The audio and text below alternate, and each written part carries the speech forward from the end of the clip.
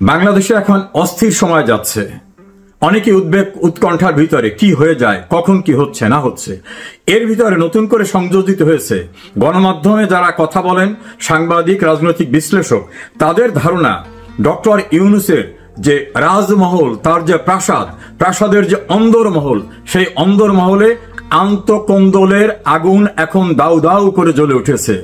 আগুনের বহ্নিশিখা প্রকাশিত হচ্ছে তাকে যারা নিয়োগ দিয়েছে এবং তিনি যাদেরকে দিয়ে রাজনৈতিক দল করেছেন তাদের বিভিন্ন বক্তৃতা বিবৃতিতে। আমরা সেই বিষয়গুলো একটু শুনে আসি। নির্বাচন সংস্কার ডিজিএফআই নিয়ে কি বললেন তার দলের গুরুত্বপূর্ণ নেতা। সামনে যদি আয়নাগর প্রচেষ্টা করা হয়, আমরা সে আয়নাগর কেন ডিজিএফআই এর হেডকোয়ার্টার ভেঙে দেব। তিনি বললেন ফেব্রুয়ারিতে নির্বাচন হবে না, সামনে যদি আয়নাঘর, এমনকি ডিজিএফআই হেডকোয়ার্টার তারা ভেঙে দেবে। অর্থাৎ ডিজিএফআই হচ্ছে সেনাবাহিনীর প্রতিরক্ষা গোয়েন্দা সংস্থা, তার হেডকোয়ার্টার ভেঙে দেবে। লন্ডনে গিয়ে তারেক রহমানের কাছে কিভাবে সারেন্ডার করেছে সেটাকে রেটরিক করতে বলছেন যে সেজদা করে আসছে, সব বিক্রি করে দিয়ে আসছে, সে বাংলাদেশে কোনো মানুষ পায় না। আমরা সেটা একটু শুনি। এই যে আমাদের নোবেল লরিয়েট ইউনূস, বাংলাদেশের মানুষ আমার চোখে পড়ে না, ওনার লন্ডন যেতে হবে। লন্ডনে গিয়ে সিজদা দিয়েছেন, ঘোষণাপত্র হয়েছে, ঘোষণাপত্র লন্ডনে গিয়েছে। এই যে আমাদের নোবেল লরিয়েট ইউনূস, বাংলাদেশের মানুষ আমার চোখে পড়ে না, ওনার লন্ডন যেতে হবে। লন্ডনে গিয়ে সিজদা দিয়েছেন, সিজদার মাধ্যমে উনি ওহির মাধ্যমে আদেশ পেয়েছেন এবং সেটার একটা প্রেস রিলিজের মধ্যে জানিয়েছেন এখানে উনি বললেন যে ইউনূস সাহেব লন্ডনে গিয়ে সেজদা দিয়েছেন, সেজদার মধ্য থেকে তিনি একটা ওহি পেয়েছেন, ওহি নাজেল হয়েছে, সেই নাজেলকৃত ওহির ভিত্তিতে তিনি কথা বলছেন। এখন একইভাবে তার যে দলের আরেকজন গুরুত্বপূর্ণ নেতা হাসনাত আব্দুল্লাহ, তিনি কি বললেন এটা আমরা একটু শুনি। তিনি স্পষ্টভাবে বলেছেন ডক্টর ইউনূস লন্ডনে গিয়ে সরকার বেচে দিয়ে আসছে।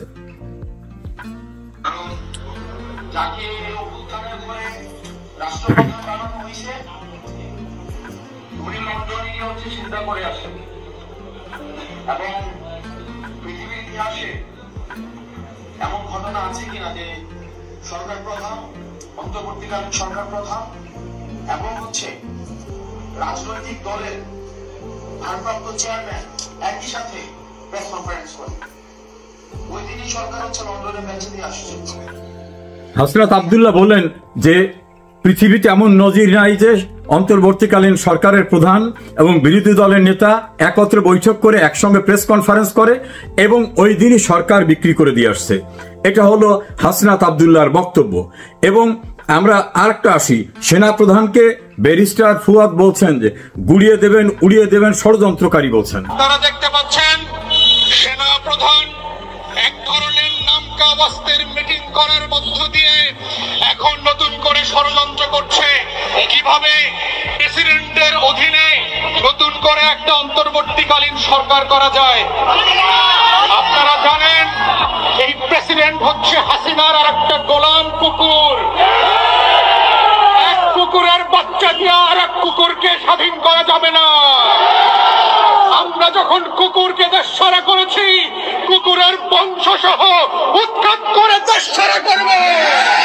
ব্যারিস্টার ফুয়াদ তিনি এবি পার্টির সাধারণ সম্পাদক, তিনি প্রধানমন্ত্রী শেখ হাসিনাকে উল্লেখ করে বলেছেন এবং রাষ্ট্রপতিকে যে ভাষায় তিনি বকাবকি করেছেন আমি আর সেটা উচ্চারণ করতে চাই না, এবং সেনাপ্রধান সম্পর্কে সুনির্দিষ্টভাবে বলেছেন যে সে ষড়যন্ত্র করছে।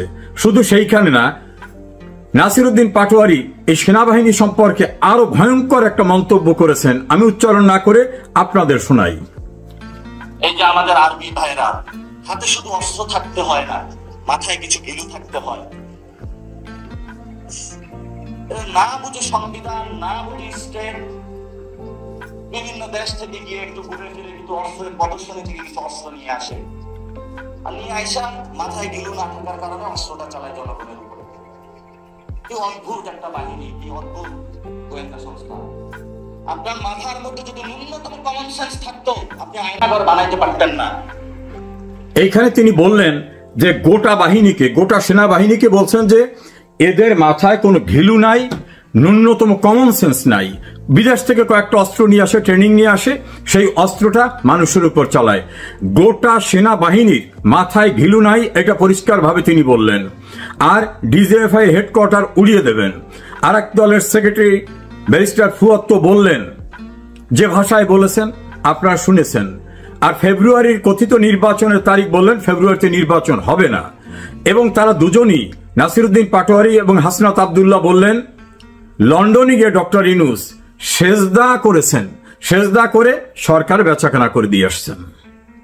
এখন এই ইউনূসকে, এই ইউনূসের নিয়োগকর্তা তো এই এনসিপি, এই ছাত্র আন্দোলনকারীরা। হঠাৎ কি হলো? একেবারেই সব রিভার্স হয়ে গেল। সম্পর্কের অবনতি এমন জায়গায় চলে গেছে যে এখন তাদের আর নাকি মুখ দেখা দেখি নাই। তাদের কথিত জুলাই ঘোষণায় নেতৃবৃন্দরা তারা কক্সবাজারে গিয়ে অবকাশ যাপনে চলে গেলেন। তাদের নাকি ভালো করে ইনভাইটও করা হয়নি। তারা এখন অভিযোগ করছেন যে আমরা করেছি আন্দোলন, ওই ঘোষণার মঞ্চে আমরা থাকবো, সেখানে কেন রাজনৈতিক দলের নেতৃবৃন্দ? এবং একটু সূত্র জানায় তাদের নাকি 2 থেকে 3 জনাকে মাত্র নিমন্ত্রণ পত্র দেওয়া হয়েছে। ওরা বলছে যে আমরাই তো সব, আমরা এখন 2টা নিমন্ত্রণ পত্র নিয়ে যাব, আমরা ওখানে গেলামই না। অবকাশ যাপনে কক্সবাজারে চলে গেছে। রাখি বন্ধন ছিন্ন হয়ে গেছে। এখন মহাবিরহ 2 পক্ষের মধ্যে। আলটিমেটলি কি হতে যাচ্ছে? ডক্টর ইউনূস সম্পর্কে এই তরুণ ছাত্ররা বা যারা নতুন উদ্যোক্তা, তাদের ধারণা ছিল না। একাধিক ব্যক্তি বাংলাদেশের গণমাধ্যমে বলছেন, যারা কেউ আমলিক করে না, যে ইউনূস নিজে লোভী, সে নিজেরটা ছাড়া কিছু বোঝে না। সাংবাদিক এম এ আজিজ, মঞ্জুল ইসলাম পান্না, মাসুদ কামাল, তৃতীয় মাত্রা জিল্লুর রহমান, আরো অনেকে পরিষ্কারভাবে বলছেন যে এই ব্যক্তি নিজেরটা ছাড়া কোনো কিছু বোঝেন নাই। কিভাবে? নিজের উপরে যে দুর্নীতির মামলা ছিল, মামলাগুলো প্রত্যাহার করে নিয়েছেন। 666 কোটি টাকা ট্যাক্স পাবে সরকার, সেই ট্যাক্স নিজে মওকুফ করেছেন। তার প্রতিষ্ঠান আগামীতে 5 বছর ট্যাক্স দেওয়া লাগবে না, সে ব্যবস্থা করে নিয়েছেন। নিজের গ্রামীণ বিশ্ববিদ্যালয় নিয়েছেন, ডিজিটাল ওয়ালেট নিয়েছেন, এবং গ্রামীণ ব্যাংকের রাষ্ট্রের মালিকানার অংশটা কমিয়ে নিরঙ্কুশভাবে নিজের জায়গায় নিয়েছেন। আপন ভাতিজাকে ডেপুটি প্রেস সেক্রেটারি করেছেন। লামিয়া মোর্শেদ তার সঙ্গে কাজ করত, তাকে এনে সচিবের পদমর্যাদায় বসিয়েছেন। স্বাস্থ্য উপদেষ্টা করেছেন। আমেরিকার সঙ্গে সম্পৃক্ত উনি, আমেরিকায় যারা বসবাস করে ওখানকার নাগরিক, তাদের ওখান থেকে অনেককে নিয়ে এসে বিভিন্ন দায়িত্ব দিয়ে বসিয়েছেন। এমনকি কনস্টিটিউশন পারমিট করে না এমন সকল জায়গায় তিনি বসিয়েছেন। নিজের সব কাজ সিদ্ধ হয়ে গেছে। এখন উনি ওনার নিয়োগকর্তা, যাদের নিয়ে গর্ব করে বলতেন আমি কতদিন থাকবো এটা আমার নিয়োগকর্তারা জানে, যারা আমাকে নিয়োগ দিয়েছে। এখন নিয়োগকর্তারা বলছেন উনি বেঈমান, উনি গাদ্দার, উনি মুনাফিক। এই 3টি শব্দ তারা বিভিন্ন বক্তৃতায় ব্যবহার করছেন। আমি সময়ের সংক্ষিপ্ততার জন্য সেই ভিডিওগুলো শোনালাম না। তারা বলছেন যে এই ইউনূস গাদ্দার, এ বেঈমান, এ বিশ্বাসঘাতক। এই কথাগুলো শেখ হাসিনা অনেক আগে বলেছিল যে এ লোভী, এ নিজেরটা ছাড়া কিছু বোঝে নাই। তখন এরা মনে করছে সপ্ত আসমান থেকে নেমে আসছে, অন্য গ্রহ থেকে নেমে আসছে এই ডক্টর মোহাম্মদ ইউনূস। কি সুন্দর হাসে, কথা বলে, কি সুন্দর অর্ডিনারি পোশাক পরে, কি নির্মোহ। এখন বোঝা গেছে নির্মোহ কি। আন্তঃকন্দল এমন জায়গায় গেছে যে ইউনূসের একজন অ্যাডভাইজার সৈয়দ রেজওয়ানা, তিনি বলছেন যে এনসিপি কি বললো না বলতে কিছু যায় আসে না, ইলেকশন হবে। 1 সপ্তাহ আগেও কি এনসিপি সম্পর্কে এই ভাষায় কথা বলা যেত? ইউনূসের প্রেস সেক্রেটারি তিনি বলছেন যে নির্বাচন হবেই। এই ঔদ্ধত্য কি দেখাতে পারত কদিন আগেও? নিয়োগকর্তাদের ইচ্ছার বিরুদ্ধে কথা বলছে। অন্যদিকে এই নিয়োগকর্তাদের কেউ কেউ কি জঘন্য ভাষায় বিএনপির ভারপ্রাপ্ত চেয়ারম্যান তারেক রহমানের নামের সঙ্গে একটা ফিমেল জেন্ডার যুক্ত করে জঘন্য ভাষায় গালিগালাজ করছেন। এমনকি বেগম খালেদা জিয়ার সম্পর্কে, এমনকি মিছিল দিয়ে বলছেন চাঁদা আদায় হয় পল্টনে, চলে যায় লন্ডনে। আর ডক্টর জনাব তারেক রহমানের নামের পিছনে খুবই আপত্তিকর একটা শব্দ ব্যবহার করে স্লোগান দিয়েছেন। বলেছেন সারা বাংলাদেশ তারা দখল করতেছে, গরুরহাট, বাস স্ট্যান্ড, টেম্পু স্ট্যান্ড, এ দখলবাজ, এদের ক্ষমতা আসতে দেওয়া হবে না।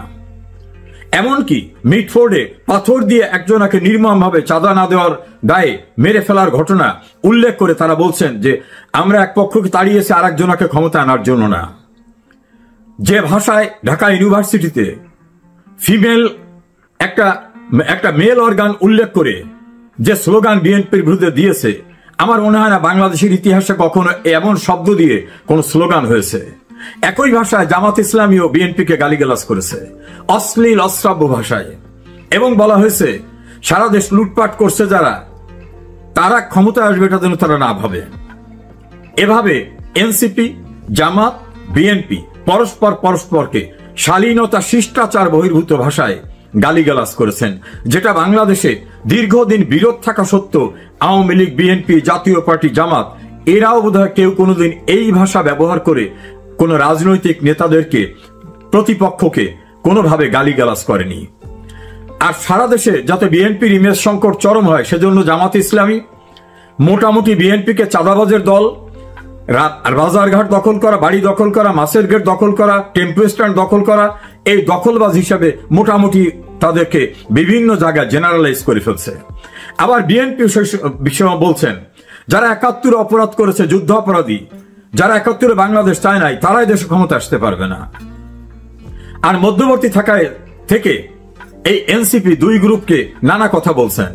এনসিপির মাহফুজ আলম, যাকে সক্রেটিস বলা হয়, তিনি তো বলছেন যে ৭১ সালের দায় যাদের কাঁধে রয়েছে তারা নতুন করে কোনো কিছু চিন্তা করতে পারবে না।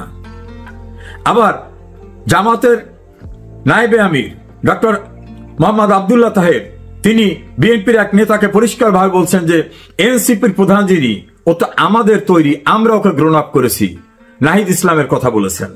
তাহলে এনসিপি তাদের তৈরি।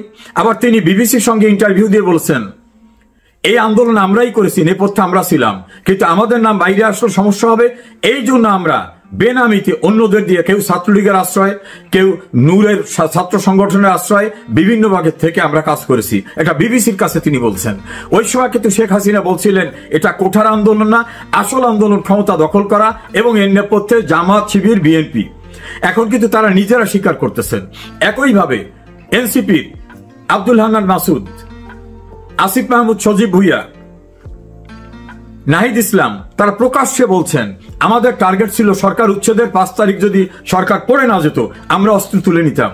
তাহলে তাদের আসল টার্গেট ছিল সরকার পতনের আন্দোলন, এবং তাদের সেই অস্ত্র ছিল অস্ত্র তুলে নিতাম বললে তাদের হাতে তো নিশ্চয় অস্ত্র ছিল না, তুলতো কোন জায়গা থেকে।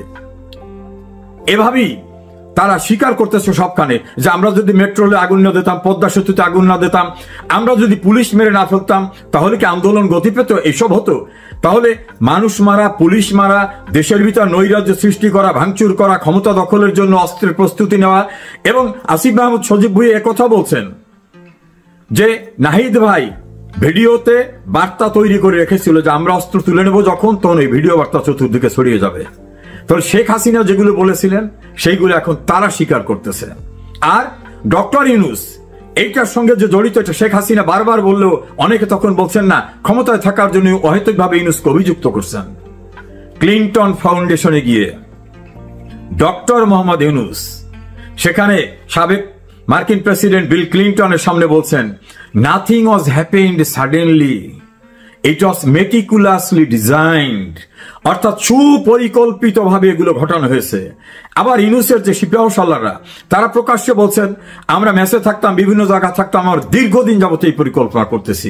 অর্থাৎ এই কোটা বিরোধী আন্দোলন একটা ইস্যু ছিল, এবং এটা সরকার মেনে নিলে বিকল্প কি করা যেত সেটাও তাদের মাথার ভিতরে ছিল।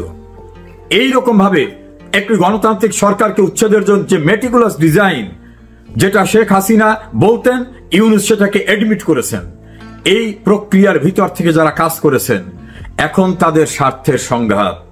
নতুন নতুন বাচ্চা ছেলেরা উপদেষ্টা হয়েছে, অর্থকড়ির স্বাদ পেয়েছে, কেউ তার নিজের এলাকায় বাবাকে দিয়ে সন্ত্রাস, নাহিদ ইসলাম তার বাবাকে দিয়ে অফিস খোলা, কেউ বলছেন মাহফুজের টাকা অস্ট্রেলিয়ায় চলে যাচ্ছে। আসিফ নজরুল সম্পর্কে অনলাইন অ্যাক্টিভিস্ট ইলিয়াস সাহেব বলছেন 100 কোটি টাকা তিনি আমেরিকায় নিয়েছেন। তিনি চ্যালেঞ্জ করে বলছেন যে কোথায় কিভাবে টাকা নেওয়া হয়েছে সব আমি জানি।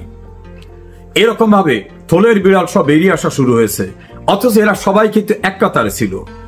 গতকাল একজন প্রভাবশালী অনলাইন অ্যাক্টিভিস্ট ফ্রান্স থেকে বলেছেন, সার্ভে যে রিপোর্ট আসছে এতে বিএনপি, জামাত, এনসিপি কারোই ক্ষমতা আসার মতো অবস্থা নাই, নতুন কাউকে নিয়ে আসতে হবে। তিনি তার অ্যাসেসমেন্টে বুঝেছেন যে এদের কারো এখন ইমেজ ভালো না। ভেরি রিসেন্টলি যে সার্ভে হয়েছে, সেই সার্ভেতে এর পূর্বে যে সার্ভে একই প্রতিষ্ঠান করেছিল তার থেকে অবনতি হয়েছে বিএনপি, জামাত এবং এনসিপির। এনসিপি একটু বেড়েছে, বিএনপি জামাতের অবস্থা খুবই নিচে নেমে আসছে। অর্থাৎ এই দুই সংগঠনের যে প্রচন্ডভাবে ইমেজ সংকট, মানুষ তাদের কাছ থেকে মুখ ফিরিয়ে নিচ্ছে, মানুষের প্রত্যাশা পূরণ হবে না এদের দ্বারা, এটা মানুষ বুঝেছে। সারা দেশে চাঁদাবাজি, সন্ত্রাস এক প্রকার করছেন বিএনপি, আর জামাত করেছেন বিভিন্ন প্রতিষ্ঠান দখল করা, বিশ্ববিদ্যালয়ের ভিসি থেকে শুরু করে বিভিন্ন জায়গায়। ফলে দখলের যে একটা কম্পিটিশন হয়েছে, আর ইউনুসের পার্টির যারা তারা করছেন টাকা দেওয়া খোল, তার টাকা নেওয়াটা। তিন প্রকারে তিন প্রতিষ্ঠানের লোকরা সারা বাংলাদেশে যে নৈরাজ্য, সন্ত্রাস, মবের সংস্কৃতি, বিচার বিভাগ দখল করা, প্রশাসন দখল করা, আইন শৃঙ্খলা পরিস্থিতি একেবারে ধ্বংস করে দেওয়া, প্রশাসনে তাদের ইচ্ছা অনুযায়ী সবকিছু হতে হবে এই ব্যবস্থা করা। এর ফলে মানুষ বুঝতে পেরেছে যে এদের দিয়ে বাংলাদেশে কিছুই হবে না।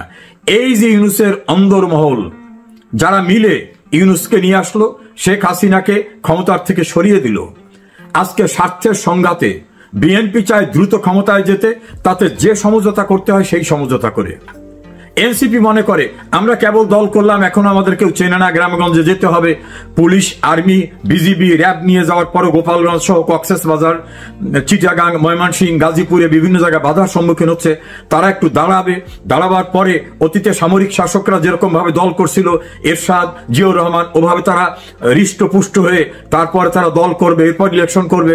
জামাত মনে করে আমরাই তো সবকিছু করেছি, এখন ইসলামী দলগুলো নিয়ে আমরা বাংলাদেশে একটা ইসলামী রাষ্ট্র কায়েম করব, আমাদের সেই সময় দিতে হবে। বিএনপি মনে করে অনেকদিন ক্ষমতার বাইরে ছিলাম, এখন আর তড়িঘড়ি করতে হবে, দ্রুত একটা নির্বাচন দিক, তারেক রহমান প্রধানমন্ত্রী হোক, আমরা যারা দীর্ঘদিন রাস্তায় ছিলাম আমরা মন্ত্রী সহ বিভিন্ন সুযোগ সুবিধা নেই। এই স্বার্থের দ্বন্দ্বে, স্বার্থের সংঘাতে মাঝখানে ইউনুস দেখতেছে আমার কার জন্য উপযুক্ত। ইউনুস মনে করছে এই ছাত্ররা এগুলি হবে না, এরা এখন পুলিশ, র্যাব, আর্মি দিয়েও কোথাও যেতে পারে না, এদের দিয়ে হবে না। জামাতকে নিয়ে নানা রকম ট্যাগ আছে, এরাও পুরোপুরি পারবে বলে মনে হয় না, বিএনপির সঙ্গে সমঝোতা করি। বিএনপিও তা মনে করছে যে উনি বিদেশের সঙ্গে যদি কোনো চুক্তি করে থাকে, বাংলাদেশে বিদেশিদের বেস করতে দেবেন, সেন্ট মার্টিন ছেড়ে দেবেন, উনি আমাদের পোর্ট দখল করে নিয়ে যাবেন বিদেশিদের হাতে দিয়ে, উনি নিজের যে সুযোগ সুবিধা সেগুলো নেবেন, উনি যা নেয় নিক, আমাদের দ্রুত ক্ষমতায় যেতে হবে। আর ইউনুস মনে করছে আমার যা হবার হয়ে গেছে, কাজী এখন আর পিছনে তাকাবার দরকার নাই। যার শক্তি ইউনুসের দৃষ্টিতে বেশি, ইউনুস তার সঙ্গে সমঝোতা করেছেন। নাসির উদ্দিন পাটোয়ারি এবং হাসনাত আব্দুল্লাহর ভাষায় লন্ডনে এসে সেজদা করে সরকার বেঁচে দিয়ে গেছেন। অবশ্য দেশের আরেকটি মহল বলছে না, উনি তো দেশটাই বেঁচে দিয়েছেন। আনডিসক্লোজড যে চুক্তি উনার হয়েছে বড় একটি দেশের সঙ্গে, সেই চুক্তির মধ্যে উনি সবকিছু দিয়ে দিয়েছেন। তারেক রহমান এসে দেখবে অনেক কিছুই নাই, সিংহাসন থাকলেও সিংহাসনের আশপাশে পাইক প্রজার কেউ নাই। এভাবেই কিন্তু ইউনুসের অন্দরমহলে চলছে এটা। আবার কেউ কেউ বলছে না, এগুলো সাজানো নাটক, ইউনুস নির্বাচন দেবে না। এই এনসিপি জামাতকে দিয়ে বলবে এখনই নির্বাচনে পরিবেশ না, একটা হই হুল্লোড় করে একটা পরিবেশ নষ্ট করবে, তখন বলবে আমি তো দিতে চেয়েছিলাম, এই অস্থির অবস্থায় কিভাবে আমি ইলেকশনটা দেব। ফলে এভাবে তিনি আরো কিছুদিন ক্ষমতায় থেকে তার যে দেশের এবং দেশের বাইরের যে প্রভু, তাদের যে প্রত্যাশা আছে, সে চাওয়া পাওয়া আছে, সেগুলোকে ফয়সালা করে দিয়ে নিজের এক্সিটটা কেমন দরকার হয় সেটাও নিবেন। আবার এনসিপির লোকজনে বলতেছেন রাষ্ট্রদ্রোহিতার দায়ে আমাদের মৃত্যুদণ্ড হবে, আমাদের লিগ্যাল প্রোটেকশনের ব্যবস্থা না করে উনি কোথায় যাবেন, ওনাকে আমরা যেতেই দেব না। এখন এই যে ছেলেরা যারা শেখ হাসিনার বিরুদ্ধে রাষ্ট্রদ্রোহিতা, সন্ত্রাস, নৈরাজ্য করেছে, সংবিধান ভঙ্গ করেছে, তারা এখন আতঙ্কিত। সংবিধান লঙ্ঘনের দায়ে আমাদের তো মৃত্যুদণ্ডের মুখোমুখি হতে পারে, এজন্য তারা বক্তৃতায় বিবৃতিতে বলতেছে আমাদের লিগ্যাল প্রোটেকশন না দিয়ে কোথায় যাবে, ওনারা যেতে দেব না। আবার আব্দুল হান্নান মাসুদ তো বলছেন যে প্রয়োজন ওনার বিরুদ্ধে রাস্তায় নামবো। উনি কি মনে করেছেন এই আন্তকোন্দলের মধ্য থেকে উদ্বেগ উৎকণ্ঠার বাংলাদেশ অর্থনীতিতে, উন্নয়নে, সব কিছুতে, আইন শৃঙ্খলায়, বিচার ব্যবস্থায় ধ্বংসের চূড়ান্ত পর্যায়ে চলে গেছে। দেবপ্রিয় ভট্টাচার্যের ভাষায় বিশ্বব্যাংক বলছে 28 লক্ষ মানুষ বেকার হয়েছে, 149টা ইন্ডাস্ট্রি বন্ধ হয়ে গেছে। জিডিপির হার ছিল শেখ হাসিনার আমলে 7 পয়েন্ট প্লাস, সেটা এখন বিশ্বব্যাংকের ধারণা 3-এ নেমে আসবে। বাংলাদেশটাকে 12টা বাজিয়ে দিয়েছেন। ইউনূসের রাজমহলের, অন্দরমহলের আগুন বোধহয় বাংলাদেশকে আরো ভয়ঙ্কর পরিস্থিতির দিকে নিয়ে যাচ্ছে। কি হতে যাচ্ছে আমরা অপেক্ষা করি। তবে সুখকর কিছুই যে ইউনূস এবং তার পারিষদবর্গের কাছ থেকে কিছু পাওয়া যাবে না। মানুষ যখন সবাই বলতেছে যে এর চেয়ে শেখ হাসিনা ভালো ছিল, সেই জায়গাটা এখন যুক্তিগ্রাহ্যভাবে সবাই গ্রহণ করছে। কিন্তু দেশটাকে কতটা ধ্বংসের ভিতরে চূড়ান্ত পর্যায়ে নিয়ে ইউনূস পরিত্রাণ দেবেন অথবা অনাকাঙ্ক্ষিত কি ঘটনা ঘটে যায়, সেটাই এখন দেখার অপেক্ষায় থাকতে হবে আমাদের।